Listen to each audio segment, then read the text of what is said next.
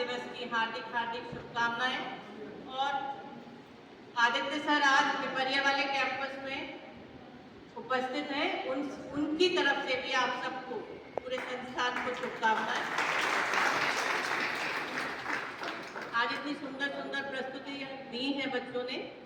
आप first event है आपका संस्थान में, आपने जो नए स्टूडेंट्स हैं जिन्होंने एडमिशन लिया है, आगे बढ़ चढ़ के और ऐसे ही अपनी एक्टिविटीज में पार्टिसिपेशन आप बढ़ा के रखें। ये आपका मंच है, आपके परिवार का मंच है।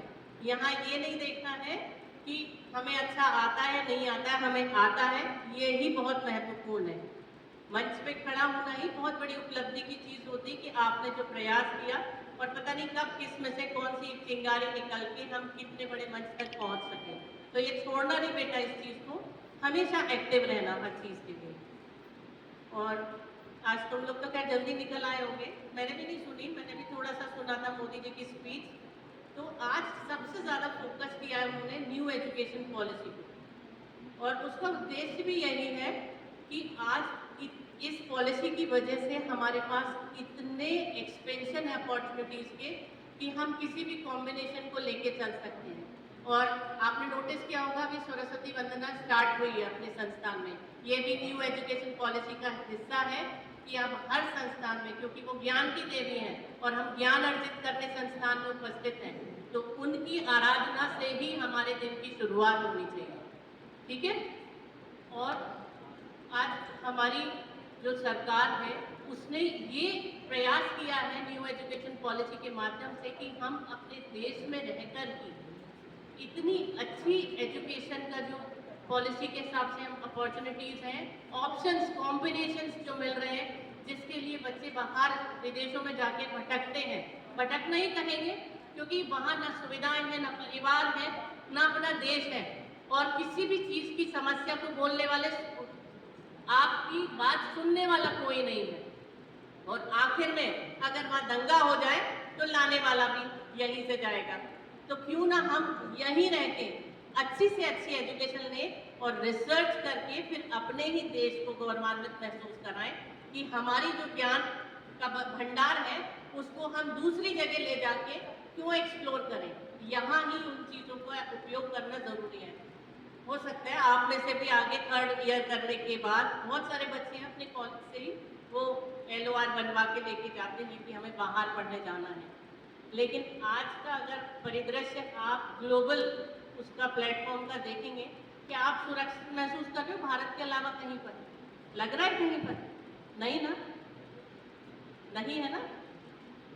आपने लास्ट 2 से 3 साल में ही ये देख लिया होगा कई देशों से बच्चों को लेकर आया है, लाए हैं ना, सुरक्षित लेके आए हैं। तो उससे अच्छा है हम अपने घर में अच्छे से अच्छा करके अपनी एजुकेशन के माध्यम से देश का नाम ऊंचा करें। है मन में इच्छा है देश के लिए कुछ करने की, पर आज तो मन में ये राष्ट्रभक्ति के अलावा और कुछ होना ही नहीं चाहिए, सिर्फ उसी की जरूरत है। आसपास देख रहे हो ना माहौल कितना बिगड़ा हुआ है, तो इसके अलावा तो कुछ विचार आना ही नहीं चाहिए।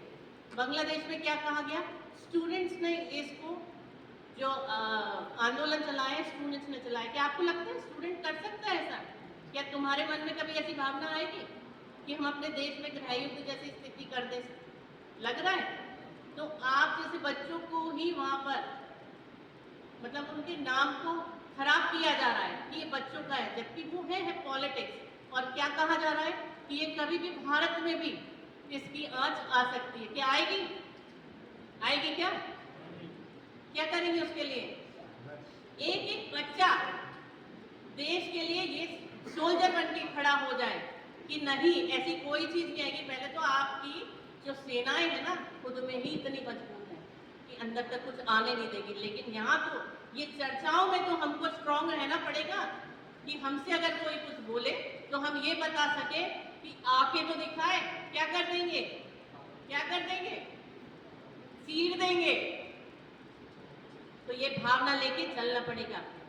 मार्कशीट आपको जॉब के लिए काम देंगी, लेकिन जॉब कब सुरक्षित है? जब आप सुरक्षित हो। आप सुरक्षित कब है? जब देश सुरक्षित है। और उस तरफ ये मत सोच के चलना बेटा अरे हम हमारे साथ थोड़ी हो रहा है, क्या करेंगे, चलो अपन तो यूट्यूब पे दूसरी चीजें देखें पढ़ो। लेकिन ये चीजें सुना करो, है ना। आपके बुद्धिजीवी या कोई भी एनालिस्ट अगर चीज को एक्सप्लोर कर रहा है, ये आपके नॉलेज में होना चाहिए कि ग्लोबल पॉलिटिक्स में क्या चल रहा है। ये जानकारी नहीं होगी तो आप अपने को नहीं बचा सकते। बचाना भी जरूरी है। ये भी सत्य है कि भारत को कोई छू नहीं सकता, लेकिन ये भी सत्य है अगर हमारा यूथ जागृत नहीं हुआ तो बहुत आसान है अंदर घुसना। तो जागृत रहोगे कि नहीं?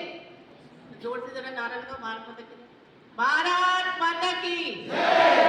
बस एकजुट रहो अपने सबसे पहले अपने समाज के लिए, आपके आसपास की सोसाइटी के लिए, अपने प्रदेश के लिए, शहर के लिए और देश के लिए हमेशा खड़े होने की ताकत रखो कि हम तो कोई उकसाए ना, हम खुद में इतने जागृत रहें कि बस एक जरा सा माध्यम हमें और मैसेज मिले कि हमें कहाँ खड़ा होना है, हम वहाँ खड़े होकर दिखाएं।